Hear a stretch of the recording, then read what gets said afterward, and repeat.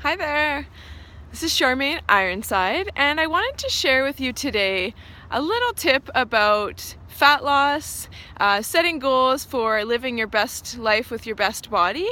And so a lot of people think in order to release fat and lose weight and trim down their body, they need to deprive themselves, they need to restrict themselves, they need to go on diets, they need to have special pills and potions, and just do things that are generally quite uncomfortable and not fun and not very loving to ourselves. So what I've learned over the years through my experience, through hundreds of clients' experiences, is that if you're doing something to achieve a goal that totally does not match how you want to feel once you've achieved the goal, then it's going to be very destructive and it's never going to lead to what you want.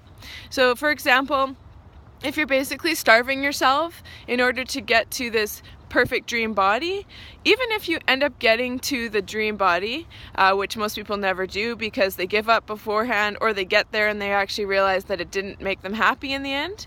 But if you're doing really restrictive things and self-hating things to get to your goal, once you get there, it's going to be impossible to maintain.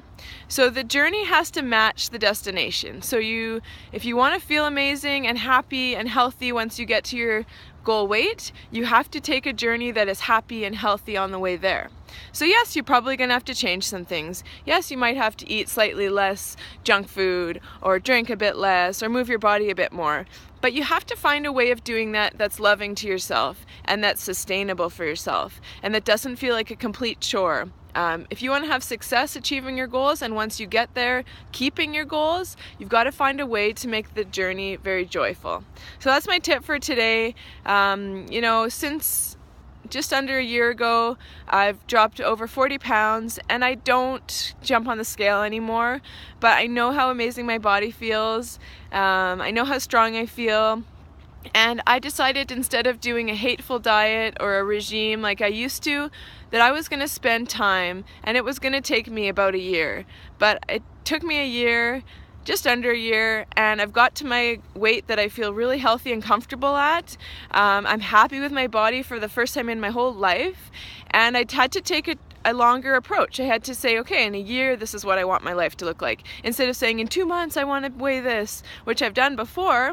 I could have dropped the same amount of weight in 2 months that took me a year, but I would not have been able to keep it off. It would have been super unhealthy for my body, and I'm tired of living in a way that's not in congruence with my vision for my life. So I encourage you, find a way of approaching your goals that is loving, and I guarantee that even if it takes you a little bit longer to get there, you're going to be able to stay there instead of being so fearful that you can't stay where you got to. So that's my tip for today. Be loving to yourself. You know what?